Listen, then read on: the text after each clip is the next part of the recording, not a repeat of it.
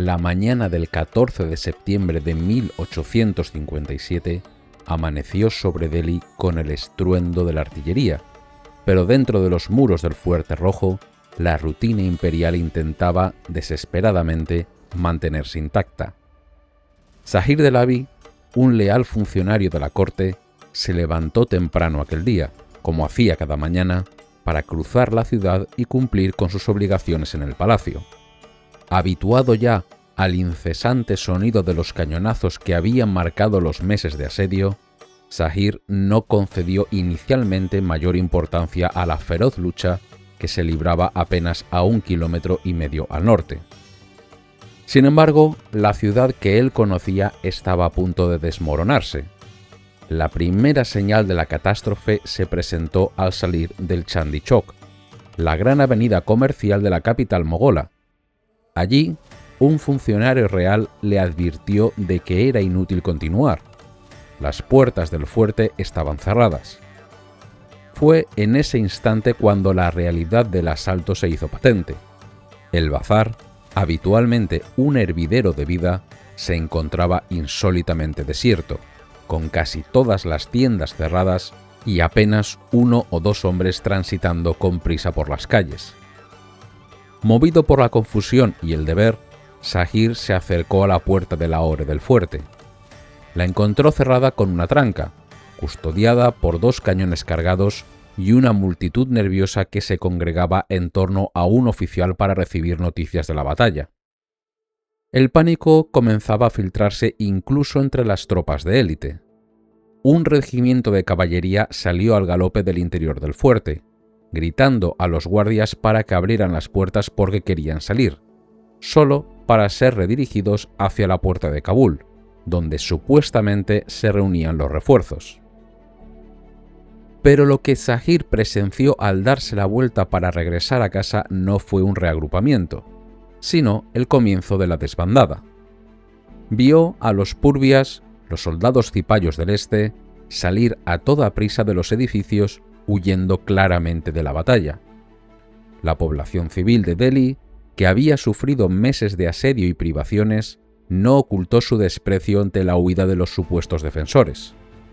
Asqueados ante la cobardía de los soldados, la gente les increpaba en las calles. «Después de haber metido a nuestra ciudad en esta guerra, ¿cómo es que os vais?».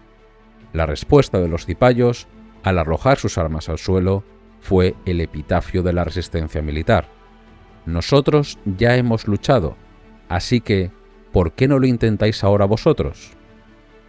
Mientras Zahir corría de vuelta a su hogar para advertir a su familia, la guerra urbana se desataba con una brutalidad inusitada. Los combates habían llegado ya a la estación de policía, el Kotwali.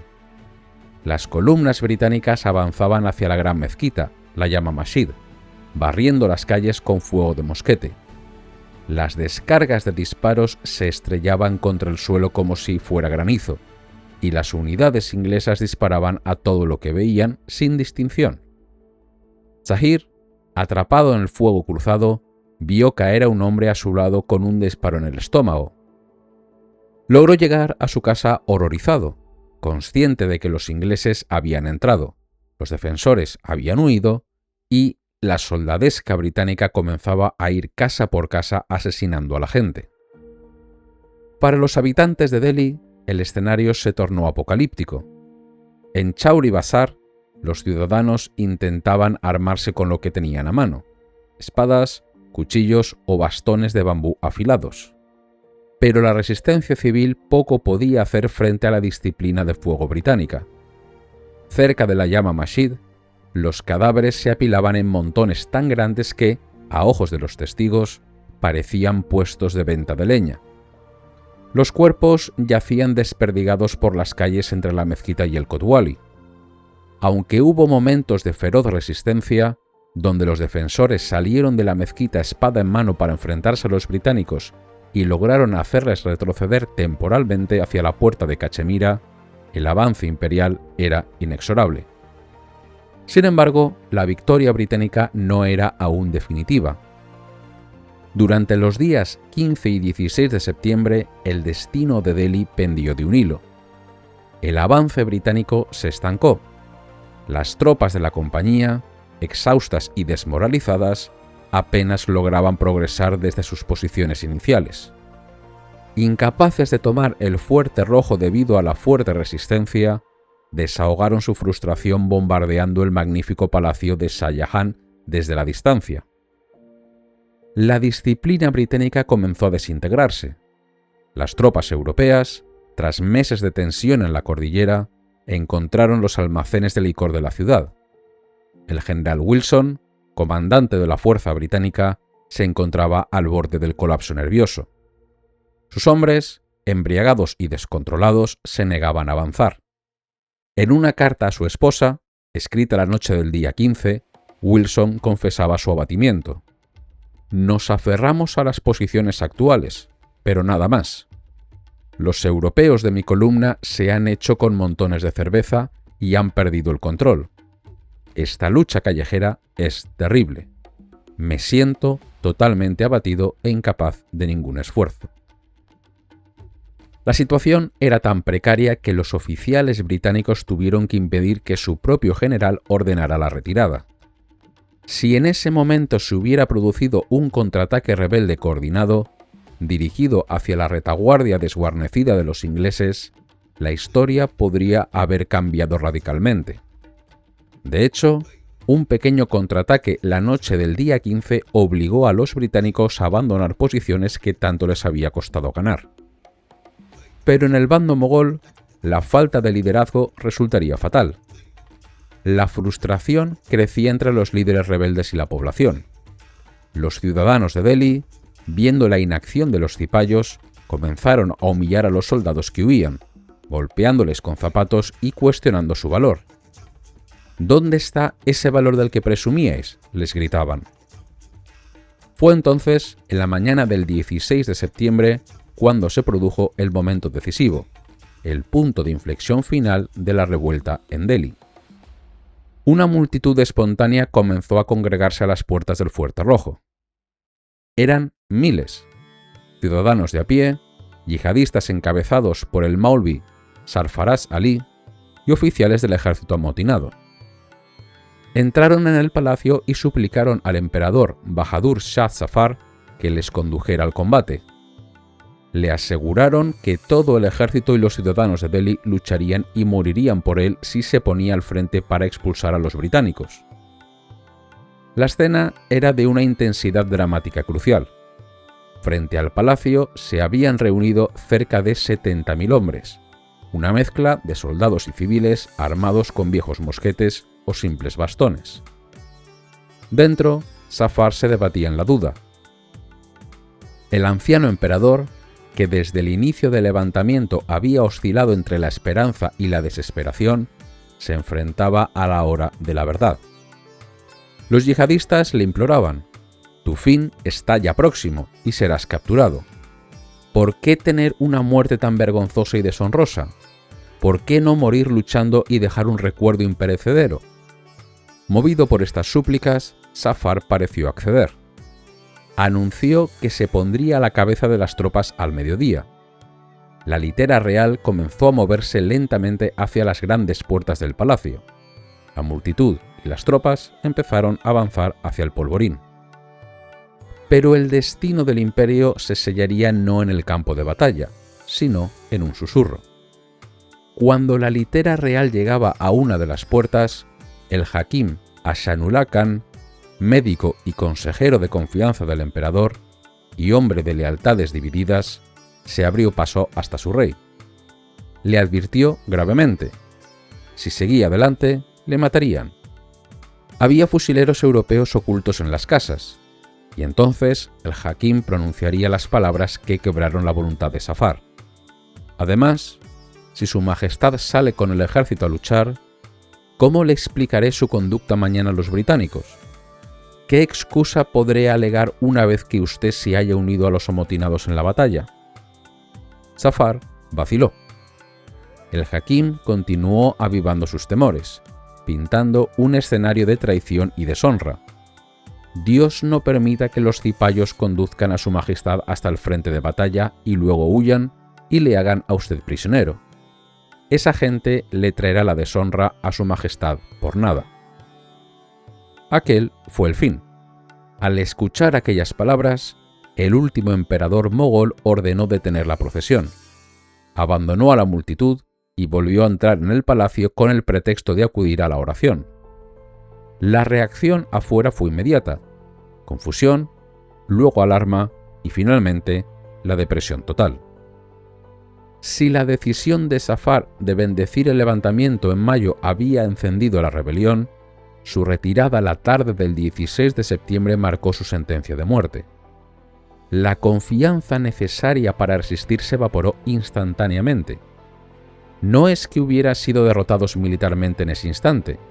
Los británicos seguían al borde del pánico y el colapso, pero la voluntad de lucha de los rebeldes se había erosionado fatalmente por la falta de valor de su monarca. Los dos ejércitos llevaban 3 días sosteniéndose la mirada en un equilibrio precario. Debido al fracaso de Zafar como líder, fueron los rebeldes quienes parpadearon primero. El pánico se apoderó de sus filas. Los ciudadanos, comprendiendo que el colapso era inminente, comenzaron a hacer las maletas. Esa misma noche, los vigías británicos informaron de caravanas de personas huyendo por la puerta de Ajmeri. El goteo de cipayos que abandonaba la ciudad se convirtió en un torrente. Las brigadas de Bareilly y Nimag comenzaron a detonar sus almacenes de municiones y enviaron su equipaje hacia el sur, preparándose para la huida. El valor había abandonado por completo a los defensores. Su intención ya no era luchar, sino evacuar la capital. Los británicos, aprovechando el vacío, comenzaron a internarse en las calles principales, disparando a todo lo que encontraban. En poco tiempo, desde Chandri Chowk hasta el palacio, solo quedaban grupos dispersos de yihadistas dispuestos a morir. Todos los demás habían huido. La noche del 16 de septiembre cayó sobre una ciudad ya condenada. Sería la última noche, después de más de 200 años de historia, que un emperador mogol dormiría bajo el techo del Fuerte Rojo. Mientras el fragor de la lucha se acercaba cada vez más a las murallas de arenisca roja, Zafar se retiró a su oratorio privado para rezar y contemplar el fin de su mundo. La noche del 16 de septiembre marcó el final de una era. Fue la última noche, después de más de 200 años, que un emperador mogol pernoctó en el Fuerte Rojo. Mientras el fragor de la lucha se acercaba inexorablemente a las murallas de palacio, Bahadur Shah Zafar tomó la decisión que sellaría su destino. En algún momento entre la medianoche y el amanecer del 17 de septiembre, el emperador salió con sigilo del Fuerte Rojo por la Puerta del Agua. No avisó a su primer ministro ni a su esposa principal, Chinat Mahal. Iba acompañado solo por un reducido grupo de asistentes y no llevaba consigo más que una selección de tesoros ancestrales y un palanquín. Al amanecer, tomó una embarcación en el río Yamuna y se dirigió al embarcadero de Puranakila, poniendo rumbo al gran santuario sufí de Nizamuddin, situado a unos 5 kilómetros al sudeste de la ciudad.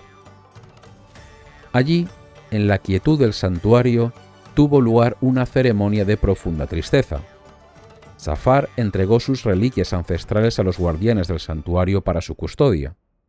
Entre ellas se encontraba un relicario que contenía 3 cabellos de la barba del profeta, una herencia sagrada que la dinastía timúrida había pasado de padre a hijo desde el siglo XIV. Zafar, quien solía lavar personalmente esos cabellos con agua de rosas, se desprendía ahora de la legitimidad espiritual de su casa. Con lágrimas en los ojos, el último emperador confesó al jefe sufí: la luz del imperio mogol se apaga irremisiblemente. Apenas durará unas horas más. Con una lucidez dolorosa admitió: ya no existe ni sombra de duda de que yo he sido el último descendiente de la gran dinastía timúrida en ocupar el trono de la India. El país pertenece a Dios. Él se lo entregará a quien desee. Zafar pretendía dirigirse a su palacio de verano en Mehrauli, para reunirse con el general rebelde Bagh Khan y continuar la lucha o negociar desde una posición de fuerza. Sin embargo, la traición ya había echado raíces en su círculo íntimo. Cuando recorría el camino, apareció el Mirza Ilahi Bakhsh, suegro de su hijo y miembro de la familia, para advertirle que bandas de ladrones asaltaban los caminos. Lo que Zafar ignoraba era que Ilahi Bakhsh estaba a sueldo del capitán británico Hodgson. Su misión era impedir que el rey huyera lejos de la ciudad para poder capturarlo. Convencido por el traidor, Zafar dio la vuelta y se dirigió al mausoleo de su antepasado Humayun, una inmensa tumba-jardín que se convertiría en su último refugio y su prisión. Mientras el emperador se ocultaba en la tumba de sus ancestros, dentro de la muralla de Delhi se desataba el pánico. La noticia de que Zafar había abandonado el fuerte corrió como un reguero de pólvora por los barrios de la ciudad durante la mañana del día 17. La resistencia se desmoronó. Al mediodía, un torrente humano se precipitó hacia la puerta de Ajmeri buscando la salvación. Otros, equivocadamente, corrieron hacia la puerta de Cachemira, ya tomada por los ingleses, donde muchos hombres fueron abatidos a tiros y las mujeres fueron despojadas de todo lo que llevaban. Harriet Tytler, una de las pocas observadoras británicas presentes, fue testigo de esta tragedia humana. Su corazón se conmovería ante la visión de miles de personas huyendo. Vio a mujeres de la aristocracia que nunca habían salido de los muros de sus senanas y que jamás habían sido vistas por ojos extraños, obligadas ahora a caminar bajo la mirada de los soldados europeos, empujadas y tratadas a empellones en medio de la multitud desesperada. Entre los que huía estaba la familia de Zahir Delabi. La situación en la ciudad se había vuelto insostenible. El Nawab Hamid Ali Khan, líder de la comunidad chií, acudió a su casa esa noche para suplicarles que huyeran. ¿Cómo vas a permanecer tranquilo en esta casa cuando el propio rey ha abandonado el fuerte? ¿No ves que todo Delhi está siendo víctima del asesinato y el saqueo? Zahir y su familia salieron con lo opuesto. Su madre, presa del pánico, apenas llevaba un anillo. Su esposa logró salvar sus ropas nupciales y un pequeño joyero enrollado en un colchón. Al atravesar las calles de su infancia, presenciaron escenas dantescas. El llanto de los niños, la angustia de las mujeres que no sabían caminar por la calle, el desamparo absoluto. Al cruzar la puerta de Delhi, lo que vieron al otro lado fue, en palabras del propio Zahir, una escena del infierno. Miles de personas avanzaban hacia la oscuridad, sin saber a dónde ir, simplemente huyendo de la muerte que les pisaba los talones. El destino de estos refugiados fue cruel. En las carreteras, las tribus de los Gujars esperaban para atacar. Familias enteras, como la del Mirza Sazor, fueron asaltadas y despojadas de todo apenas a unos kilómetros de la ciudad. La aristocracia de Delhi se vio reducida a la mendicidad o al trabajo manual en los campos para sobrevivir. Otros, como la madre ciega del príncipe Zafar Sultán, murieron en la selva, lamentando su final sin siquiera un sudario. En la ciudad, la naturaleza misma parecía reaccionar ante la tragedia. El mediodía del 18 de septiembre se produjo un eclipse total de sol. Delhi quedó sumida en la oscuridad sobrecogedora durante casi 3 horas. Para los habitantes hindúes y musulmanes, el eclipse fue interpretado como el peor de los presagios, una señal de extrema contrariedad divina y el anuncio del fin definitivo. Aquella noche, bajo la oscuridad y una lluvia monzónica tardía, los últimos cipayos abandonaron la ciudad. El camino hacia el Fuerte Rojo quedó entonces despejado. El 20 de septiembre, los británicos prepararon el asalto final al corazón del imperio. A las 10 de la mañana, un grupo de artificieros corrió bajo el fuego para colocar bolsas de pólvora en las puertas de palacio. La explosión fue tremenda, derribando la mitad de la enorme puerta. Las tropas británicas, oficiales y zapadores, se precipitaron al interior gritando, esperando una resistencia feroz. Pero el palacio estaba vacío. Solo unos pocos yihadistas resueltos permanecían allí, prefiriendo morir antes que entregar el trono de sus emperadores sin luchar. El capitán Fred Massey, que lideraba el asalto, describió cómo avanzaron por los pasadizos abovedados encontrando escasa oposición. Los pocos defensores que quedaban fueron masacrados. Los soldados irrumpieron en el Diwan-i-Am, la sala de audiencias públicas. La encontraron convertida en un barracón sucio, con animales y carruajes abandonados. Obsesionados con encontrar al rey y el tesoro, los británicos forzaron las puertas de los patios interiores, santuarios privados nunca antes hollados por extranjeros. Recorrieron los gabinetes y las habitaciones de las damas reales, disparando a las cerraduras y revolviéndolo todo. Sin embargo, para su inmensa decepción, el armario estaba vacío. El saqueo, sin embargo, se desató con furia. Una muchedumbre de soldados y seguidores comenzó a destrozar el palacio buscando botín. Se llevaron todo lo que pudieron cargar: cuadros, libros, armas, tapices. Algunos sedientos y buscando alcohol probaron botellas que encontraron en las estancias reales, solo para descubrir con amargura que eran medicinas del anciano monarca, aficionado a la farmacia. Fred Massey, en medio del caos, solo logró llevarse el almohadón nuevo del pabellón privado del rey. Aquella noche del 20 de septiembre, la conquista se consumó con un acto simbólico final.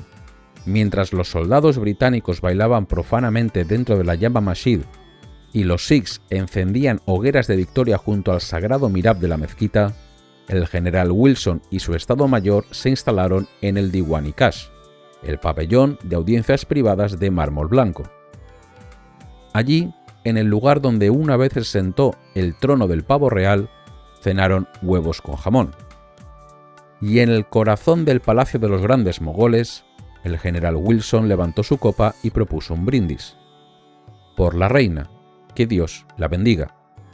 Un telegrama fue enviado a Lahore anunciando la victoria con una frase que resonaba con orgullo imperial: los días de Clive y Lake han vuelto a revivir entre nosotros. La noticia llegó también a la tienda de John Nicholson, el león de Punjab, que yacía agonizante tras haber sido herido en el asalto inicial. Al escuchar que Delhi era finalmente británico, susurró: mi deseo era que Delhi fuera conquistado antes de morirme, y me ha sido concedido. Nicholson moriría 3 días después.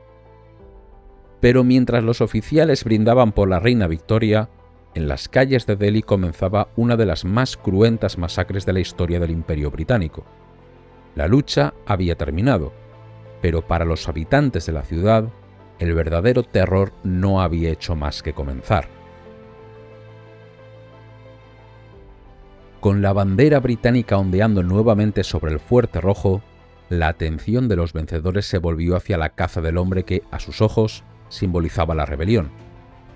William Hodgson, el audaz y despiadado oficial de inteligencia británico, tenía un plan. A través de su red de espías, encabezada por el traidor Mirza Ilahi Bakhsh y el Maulvi Rayad Ali, sabía exactamente dónde se escondía la presa: en la tumba de Humayun, rodeado por una multitud de refugiados y seguidores desesperados. Hodgson se apresuró a ver al general Wilson. Argumentó que la victoria no sería completa si al rey y a sus parientes varones se les permitía andar sueltos. Wilson, agotado y cauto, consideraba la empresa demasiado peligrosa, pero ante la insistencia de Hodgson y Neville Chamberlain, cedió a regañadientes. Le dio permiso para marchar, pero con una condición estricta: debía ir solo con sus propios hombres y bajo su propia responsabilidad. No me moleste con este asunto, le dijo Wilson, lavándose las manos de lo que pudiera ocurrir. La mañana del 21 de septiembre, mientras una salva real proclamaba cínicamente la soberanía británica sobre Delhi, Hodgson partió hacia la tumba de Humayun con un escuadrón de 50 jinetes de caballería irregular. Su objetivo no era solo militar, buscaba la inmortalidad histórica. Quería ser el hombre que trajera encadenado al gran mogol.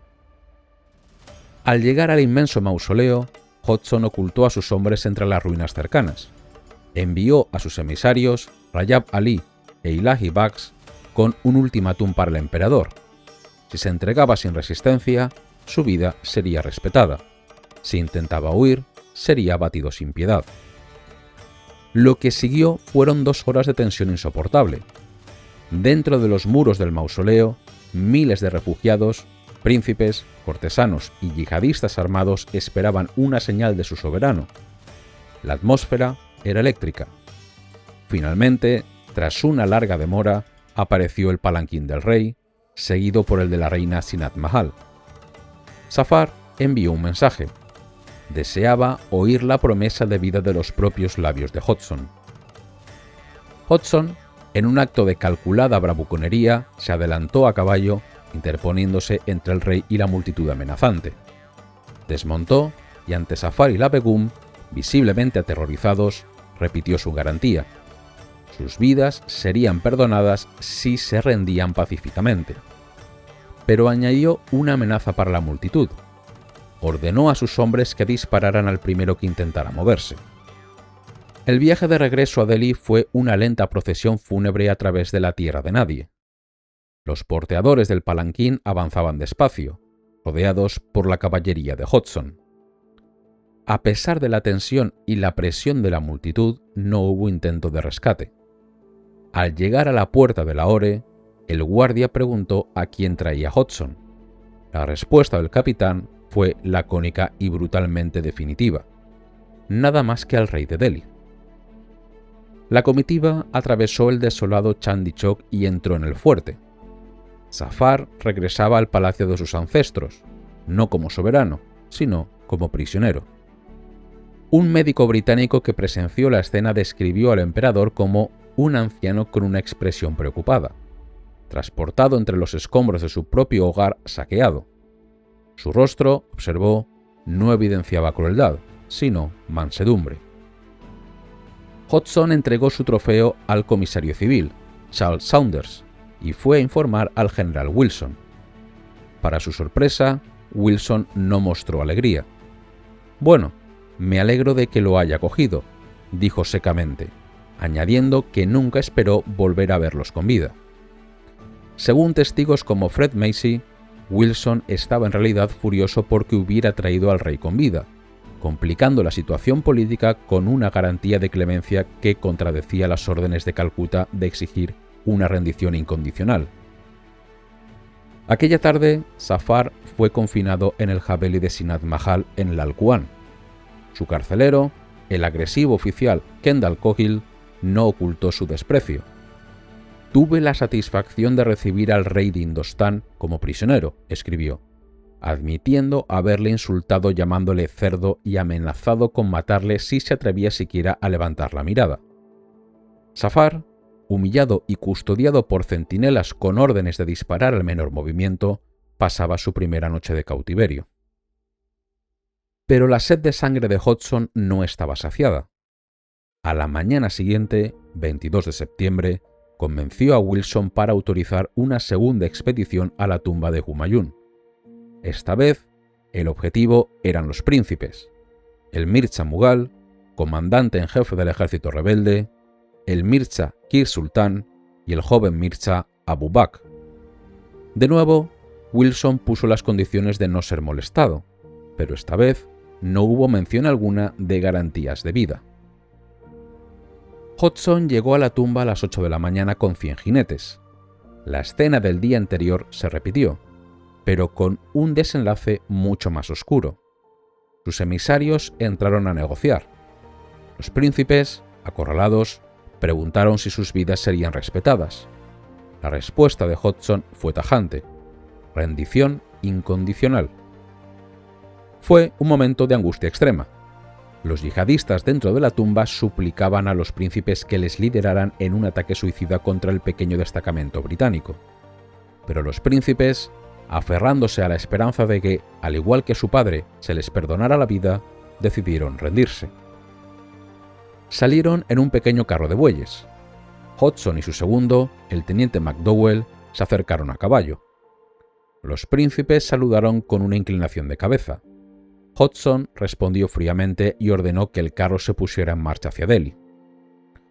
Para ganar tiempo y evitar que la multitud de 3.000 musulmanes armados atacara, Hodgson protagonizó un acto de audacia temeraria. Entró a caballo en el recinto de la tumba y ordenó a la multitud que depusiera las armas. Increíblemente, la gente obedeció.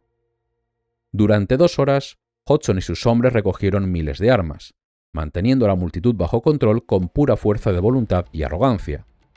Finalmente, con las armas entregadas, Hodgson dijo a McDowell: «Ahora nos podemos ir». Alcanzaron el carro de los prisioneros a unos 8 kilómetros de distancia, cerca de las murallas de Delhi, en un lugar que pronto sería conocido infamemente como Kuni Darwaza, o la Puerta de la Sangre. Lo que ocurrió allí es materia de controversia y horror. Según la versión de Hodgson, una multitud amenazante comenzó a rodear el carro, intentando rescatar a los príncipes. Sin embargo, otros testigos y versiones sugieren que la multitud era pequeña y no representaba una amenaza real. Sea como fuere, Hodgson tomó una decisión que le definiría para la historia. Detuvo el carro, ordenó a los 3 príncipes, Mirza Mughal, Kir Sultan y el joven Abu Bakr, que bajaran. Ante la mirada atónita de la escolta y los curiosos, les ordenó desnudarse por completo, despojándolos de su dignidad real en la vía pública. Los príncipes, confundidos y aterrorizados, obedecieron, quedándose solo con sus taparrabos. Entonces, William Hodgson sacó un revólver Colt. Sin juicio, sin ceremonia y a sangre fría, les disparó uno por uno a bocajarro. Mirza Mughal, un hombre robusto en la flor de la vida, Kir Sultan y Abu Bakr, de apenas 20 años, cayeron muertos en el polvo. El acto no terminó con el asesinato. Hodgson se acercó a los cadáveres aún calientes y los despojó de sus joyas, sortijas de sello, brazaletes de turquesas y unas espadas ceremoniales enjolladas. Se guardó el botín en el bolsillo. Más tarde, escribiría a su hermana con una frialdad escalofriante: «No soy cruel, pero confieso que he gozado con la oportunidad de librar al mundo de esos miserables». Los cuerpos desnudos y ensangrentados fueron llevados al Kotwali, la comisaría principal de Chandni Chowk, y arrojados allí para escarnio público. Durante 3 días permanecieron expuestos. Los soldados británicos hacían cola para verlos. Charles Griffiths, testigo de la escena, reflejó el sentir general del ejército británico: «Me alegré de ver aquellos cuerpos desnudos y rígidos. No puede decirse que ni yo ni otros sintiéramos la más mínima pena. Para ellos era un castigo justo, una venganza divina». Cada príncipe tenía 2 agujeros de bala en el pecho, y la carne alrededor estaba chamuscada por la cercanía de los disparos. Finalmente, tras 3 días de exhibición macabra, fueron arrojados a fosas comunes. Mientras los cadáveres de sus hijos se descomponían al sol, el anciano Zafar permanecía confinado, ignorante aún de la magnitud de su pérdida. Los soldados británicos continuaban visitándole como si fuera una atracción de feria, un animal enjaulado. Le faltaban al respeto, le obligaban a levantarse para saludarles e incluso, en una ocasión, un oficial presumió de haberle tirado de la barba. La noticia de la muerte de los príncipes fue llevada a Zafar por el comisario Charles Saunders y su esposa Matilda la noche del 22 de septiembre. Zafar quedó devastado, hundido en un silencio depresivo. Sin embargo, en un giro grotesco de las intrigas palaciegas, la reina Zeenat Mahal recibió la noticia con alegría apenas disimulada. Desde detrás de su cortina expresó satisfacción por la muerte de sus hijastros, creyendo ingenuamente que esto despejaba el camino al trono para su propio hijo, Jawan Bagh. «Pobre ilusa», anotó Matilda Saunders, «su hijo no encontraría ningún trono al que acceder». Aquella noche, el joven oficial Henry Aubrey contempló los cadáveres de los príncipes en el Kotwali. En su diario escribió una profecía sombría: aquello era solo el comienzo. A pesar de sentirse harto de tanta sangre, no tenía dudas de que todavía quedaba un gran número de personas por ejecutar. Y tenía razón. La captura del rey y el asesinato de los príncipes no marcaron el final de la violencia, sino el inicio de una represalia sistemática y terrible. Delhi, la orgullosa capital de los mogoles, estaba a punto de convertirse en un vasto escenario de ejecución. Con la familia real encarcelada y los líderes rebeldes muertos o huidos, Delhi entró en una fase de silencio sepulcral, roto únicamente por el sonido de los martillos erigiendo patíbulos y el estruendo de los pelotones de fusilamiento. La profecía del oficial Henry Aubrey se había cumplido.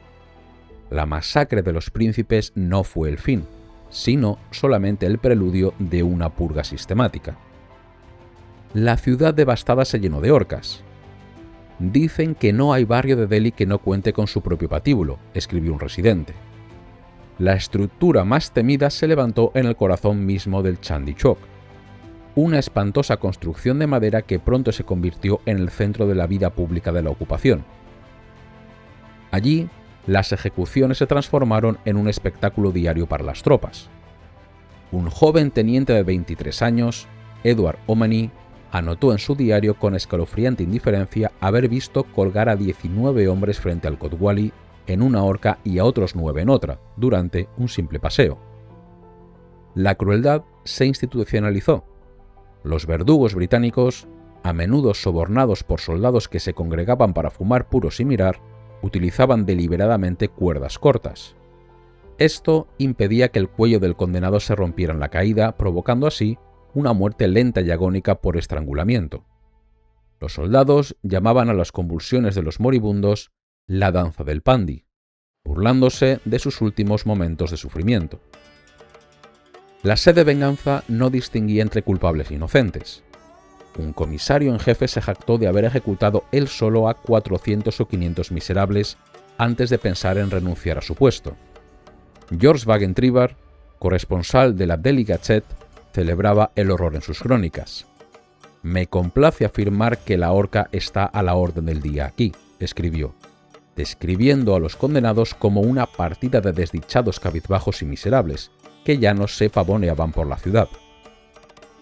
Mientras las horcas trabajaban sin descanso, la ciudad sufría otro tipo de violación, el saqueo sistemático. Se nombraron agentes del botín oficiales encargados de recolectar el tesoro de la ciudad conquistada.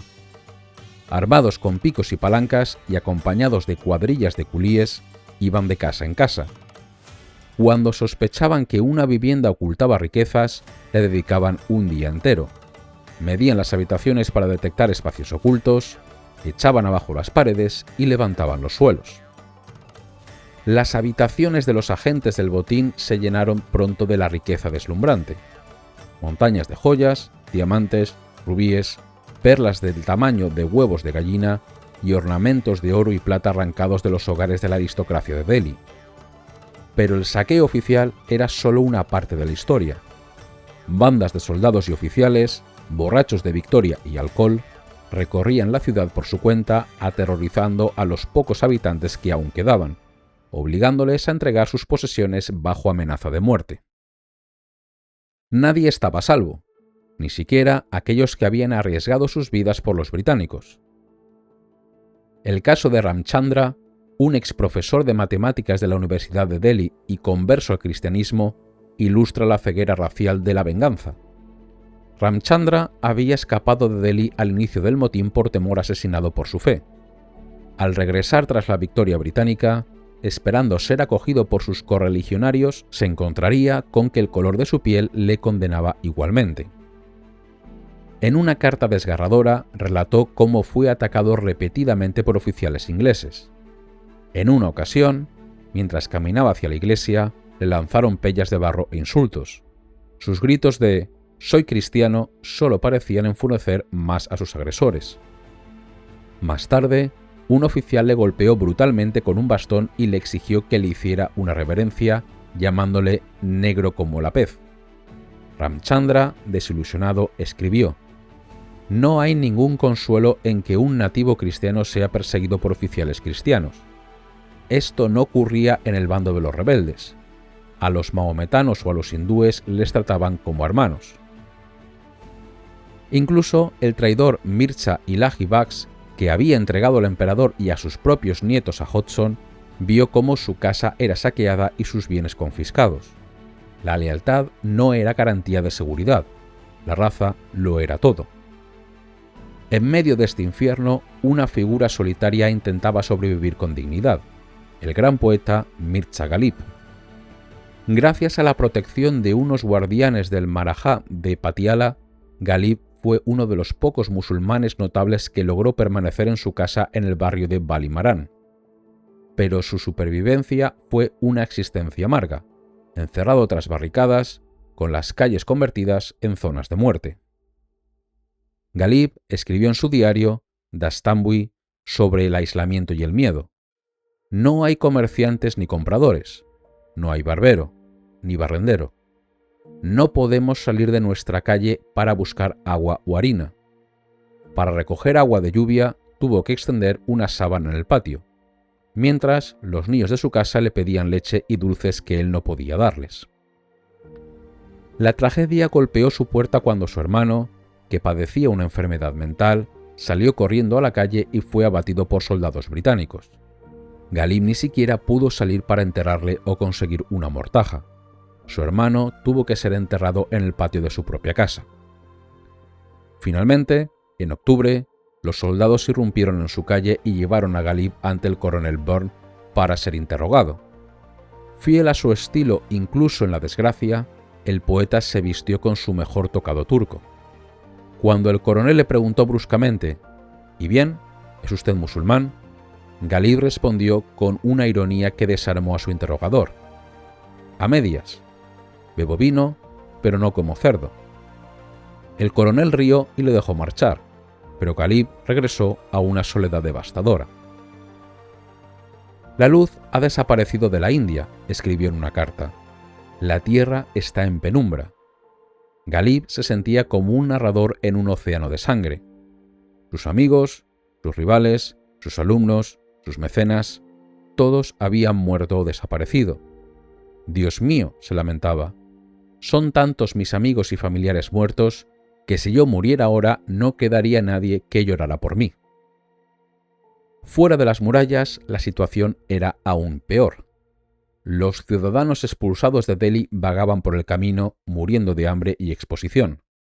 Ghalib escribía desesperado: «No son conscientes los oficiales británicos de que muchas mujeres inocentes vagabundean por los bosques.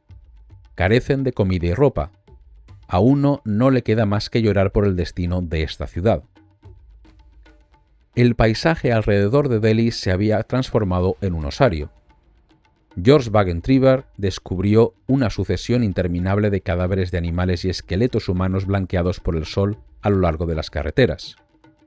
Los frondosos huertos y jardines que rodeaban la capital habían desaparecido, talados o destrozados por la artillería, dejando solo troncos desnudos y ruinas agujereadas. Pero hubo un hombre cuya crueldad destacó incluso en este panorama de horror: Theo Metcalfe. El hijo del antiguo residente británico, cuya casa había sido saqueada al inicio del motín, regresó convertido en un ángel exterminador. Metcalfe construyó una horca privada en las ruinas de su antigua mansión y se dedicó a juzgar y a colgar a cualquiera que cayera en sus manos. Su nombre inspiraba un terror absoluto. Zahir Delabi relató que Metcalfe mataba a todo el que se le ponía por delante, sin ningún motivo. Se contaba que, como castigo a una aldea que había entregado a uno de sus sirvientes, mandó fusilar a 21 de sus habitantes. Theo Metcalfe se convirtió en el hombre del saco de Delhi. Su sola mención hacía huir a los nativos aterrorizados. Sus excesos llegaron a tal punto que incluso Sir John Lawrence, desde Lahore, tuvo que intervenir, alarmando porque Metcalfe ejercía un poder sobre la vida y la muerte impulsado por un aire incontrolable. Mientras ejecutaba a los habitantes, se debatía el destino de la propia ciudad. En la prensa y en los círculos oficiales británicos surgió una campaña histérica exigiendo que Delhi fuera borrado del mapa. El Lahore Chronicle clamaba por la destrucción total de la ciudad, incluida la Jama Masjid. Lord Palmerston, desde Londres, apoyaba la idea de destruir todo edificio relacionado con la tradición islámica. Oficiales como Hugo Chichester escribían a sus familiares deseando ver todas las mezquitas destruidas. No creo que nosotros tengamos que mostrar ninguna consideración hacia su repugnante religión, escribía. Se propusieron planes para convertir la gran mezquita en una iglesia, poniendo a cada piedra el nombre de un mártir cristiano. La señora Coupland, una de las viudas del motín, argumentaba que arrasar Delhi sería un monumento más apropiado a la venganza británica que a cualquier otra cosa. Fue John Lawrence quien, a pesar de su dureza, impidió la aniquilación total.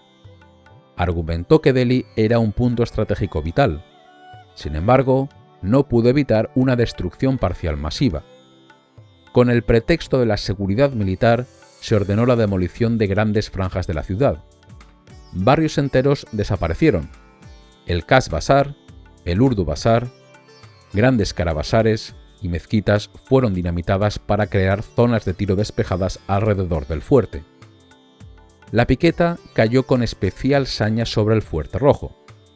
El 80% de los edificios dentro de las murallas imperiales fue demolido. Los magníficos harenes, los jardines, los patios interiores y los pabellones auxiliares fueron arrasados para dejar sitio a horribles barracones militares grises. El historiador James Ferguson, horrorizado, señaló que se destruyó un área del doble del tamaño del Escorial sin pensarlo dos veces. Lo que no se destruyó, se profanó. El Diwan-i-Am se convirtió en salón de oficiales, el Diwan-i-Khas en cantina. Los delicados pabellones de mármol se transformaron en urinarios. El mosaico de Orfeo, una obra maestra de piedra dura, fue arrancado y enviado a Londres como trofeo. A finales de 1857, Delhi ya no era la capital de los mogoles. Era una ciudad de muertos, ruinas y patíbulos. Los musulmanes habían sido expulsados casi en su totalidad. Sus propiedades, confiscadas y vendidas a banqueros hindúes por una fracción de su valor. La civilización hindoislámica, que había florecido durante siglos, había sido decapitada. En medio de este desierto cultural y humano, el anciano Bahadur Shah Zafar esperaba su propio juicio.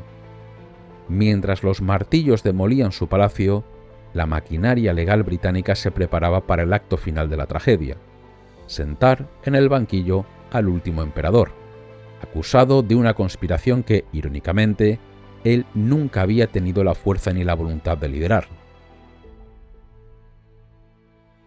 A principios de 1858, Delhi seguía siendo una ciudad de muertos y ruinas, pero en el Fuerte Rojo se preparaba el escenario para el acto final de la tragedia política.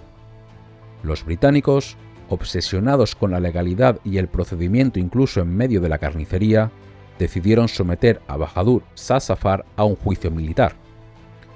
No bastaba con haberle derrotado. Era necesario criminalizar su reinado y deslegitimar su dinastía para siempre.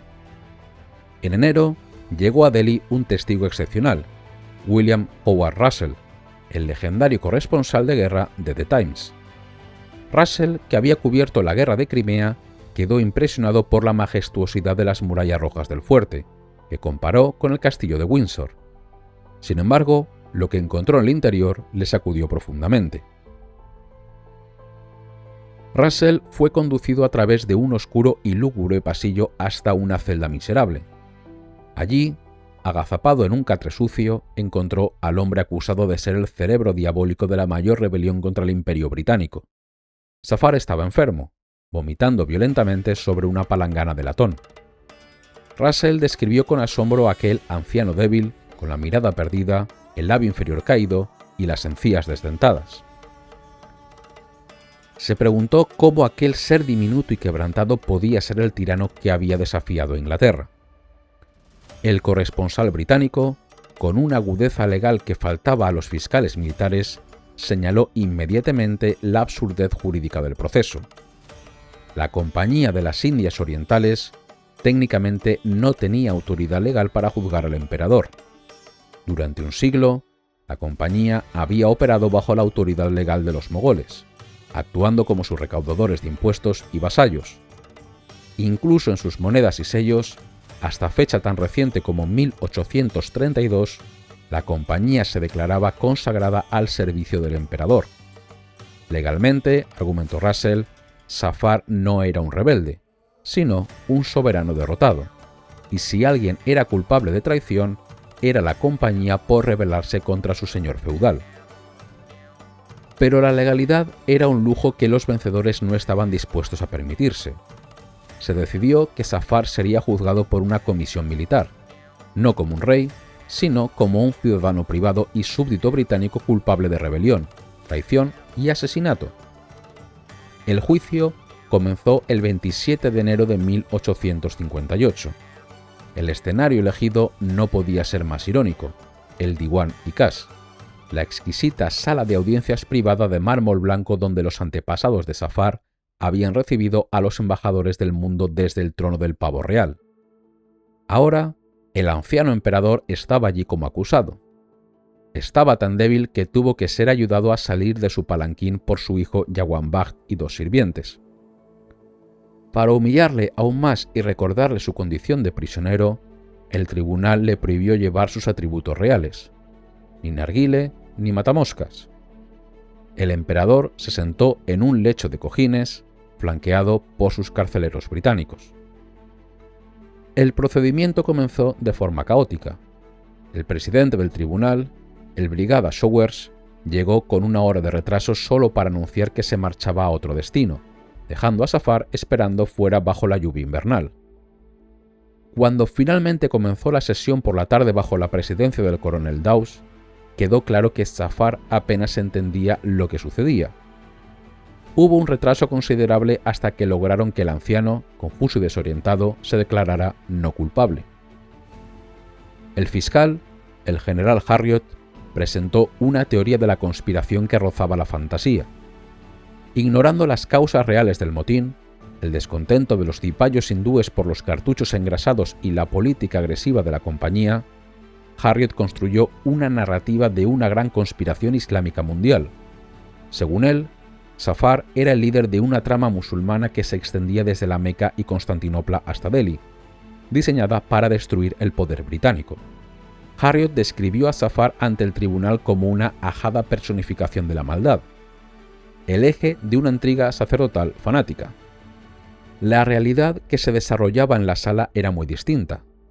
Mientras Harriot tronaba sobre conspiraciones internacionales, el acusado se comportaba con una indiferencia senil. Zafar dormitaba durante horas, ajeno a los procedimientos. A veces se despertaba sobresaltado para negar una acusación.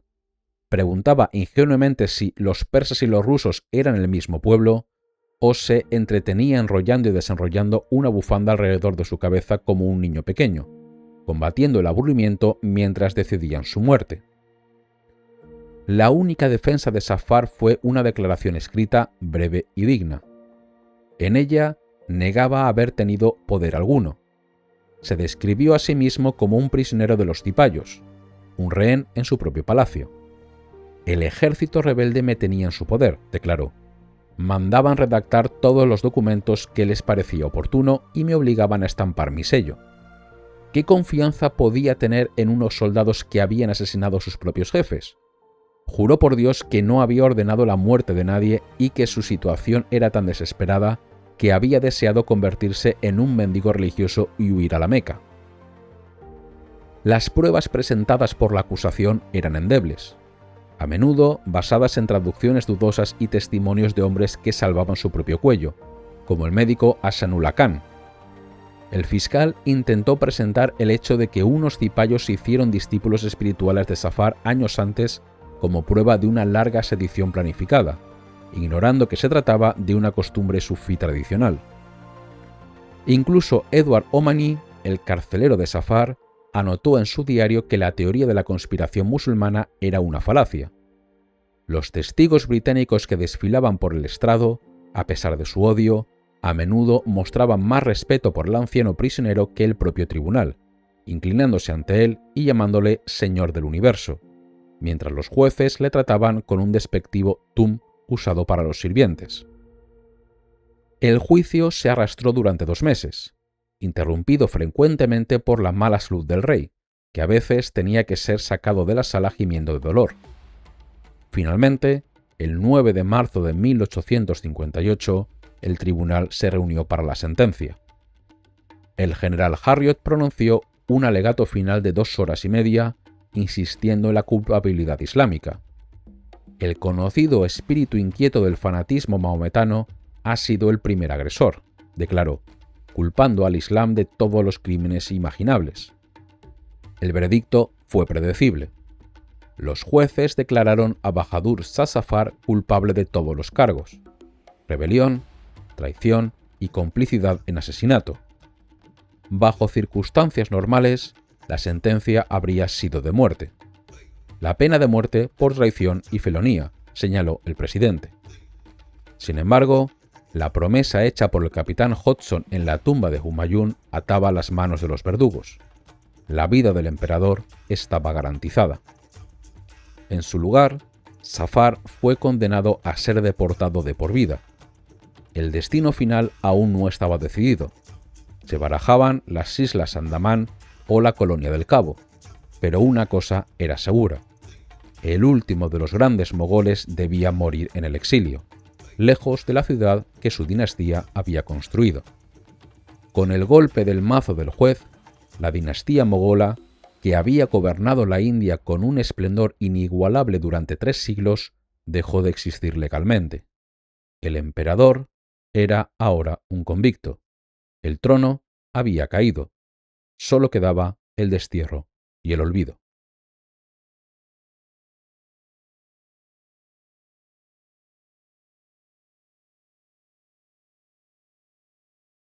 Tras meses de indecisión burocrática sobre qué hacer con el anciano monarca, el destino de Bahadur Shah Zafar quedó sellado en septiembre de 1858. No iría a las Islas Andamán ni a Sudáfrica. Sería enviado a Rangún, en la Birmania británica, un lugar lo suficientemente remoto para asegurar que su nombre y su linaje cayeran en el olvido. La operación se llevó a cabo con el sigilo de un secuestro de Estado. A las 3 de la madrugada del 7 de octubre de 1858, el teniente Omani despertó al anciano emperador. Zafar no sabía nada de su partida inminente. Se le ordenó prepararse de inmediato. Una hora después, a las 4 de la madrugada, exactamente 332 años después de que su antepasado Babur conquistara Delhi, el último emperador mogol abandonaba su capital para siempre. La comitiva era espectral. Zafar, sus 2 esposas restantes, Chinat Mahal y Taj Mahal, sus 2 hijos supervivientes y un puñado de sirvientes subieron a unos carros de bueyes. Escoltados por el 9º Regimiento de Lanceros, cruzaron el puente de los barcos sobre el río Yamuna bajo el manto de la oscuridad. Nadie acudió a despedirles. Como escribió Matilda Saunders, todo estaba tranquilo y en silencio en esa hora tan temprana. La ciudad dormía, ignorante de que su alma estaba siendo evacuada. El viaje hacia el este fue una lenta procesión de humillación y descubrimiento para un hombre que apenas había salido de Delhi en 82 años. Viajaron por tierra hasta Allahabad, viendo por el camino las huellas de la guerra, bungalows quemados y horcas. En Kaupor, los mogoles vieron por primera vez un tren de vapor, asombrados por sus resoplidos. En Mirzapur embarcaron en un vapor fluvial y finalmente en diciembre llegaron a la costa. El 4 de diciembre de 1858, Zafar fue subido a bordo del buque de guerra HMS Magara. El hombre que había sido el señor del mundo veía el mar por primera vez en su vida. Un testigo en la orilla describió la escena. El ex-rey, con su rostro surcado de arrugas y envuelto en túnicas, parecía completamente abatido y senil, pero conservaba aún algo de algo regio en su semblante. Bajó a los camarotes y se tumbó en un sofá, mientras el barco zarpaba hacia el Golfo de Bengala, alejándose de la India y de la historia. La llegada a Rangún fue un presagio de la miseria que le esperaba. No había alojamiento preparado para la familia imperial. Fueron instalados provisionalmente en una tienda de campaña cerca de la famosa pagoda de Shwedagon, custodiados por el regimiento británico. Los sirvientes locales les trataban con una insolencia que enfurecía a los oficiales británicos encargados de su custodia. Finalmente, fueron trasladados a su prisión definitiva, una casa de madera sobre pilotes rodeada por una empalizada de 3 metros de altura, situada a pocos metros del puesto de guardia principal. El capitán Nelson Davis, su nuevo carcelero, describió el lugar con frialdad administrativa: 4 habitaciones pequeñas de 5 metros cuadrados cada una. Allí se hacinaban el emperador, la reina Zinat Mahal, el príncipe Jawan Bagh y su joven esposa. Era un encierro asfixiante. Los días del último gran mogol transcurrirían en una monotonía aplastante. Desde la terraza, a través de las persianas de madera, Zafar pasaba las horas mirando la pagoda dorada y los barcos del río Irrawaddy. Davis informaba que el anciano pasaba el día sumido en una lánguida apatía, mostrando indiferencia por todo lo que no fueran cuestiones espirituales. Su memoria fallaba y al hablar era difícil entenderle debido a la falta de dientes. La miseria del exilio sacó a relucir lo peor de la familia destrozada.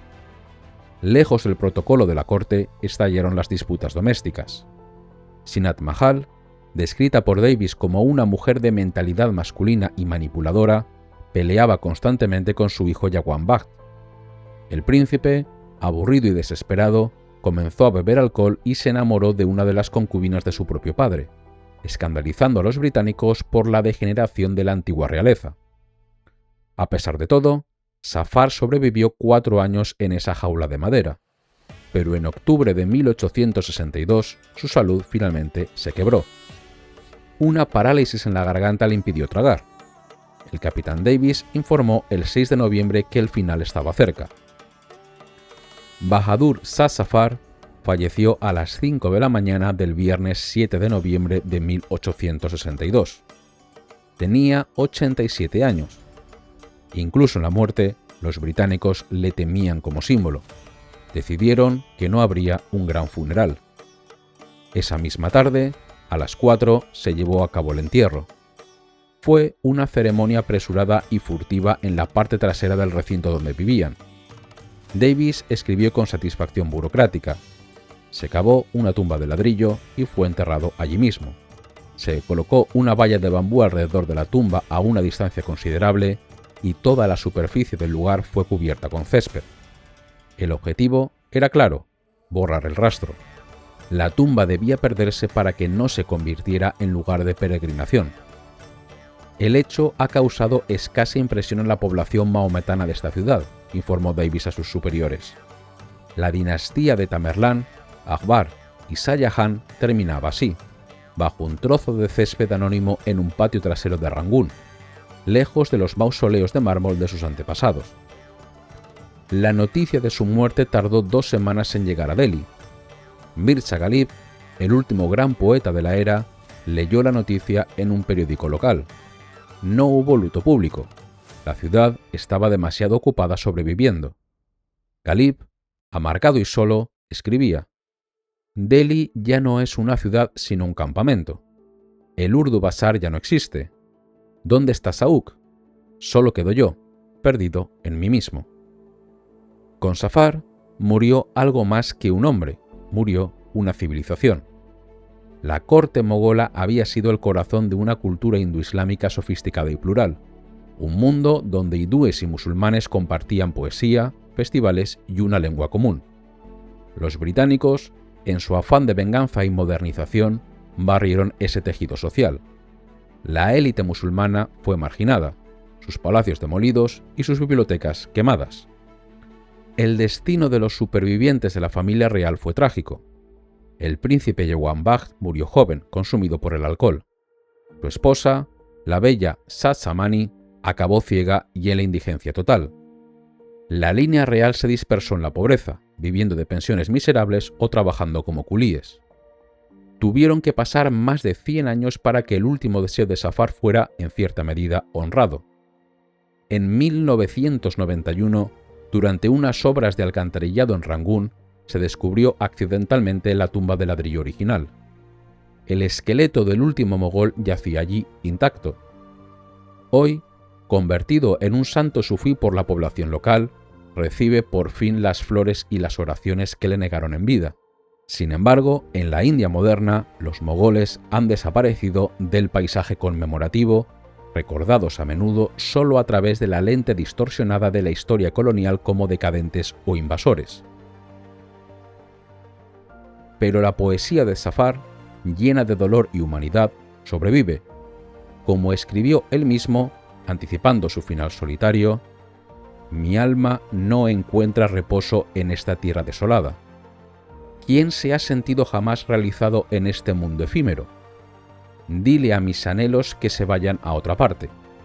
Qué desafortunado es Zafar, que para su entierro no obtuvo ni 2 metros de tierra en la calle de su amada». Zafar no fue un héroe militar ni un gran estratega. Fue un anciano poeta atrapado en una tormenta que no podía controlar. Pero su tragedia personal es el epitafio de un mundo perdido. Una Delhi de poetas y cortesanos, de tolerancia y belleza, que fue brutalmente silenciada bajo el estruendo de los cañones y la furia del Imperio británico.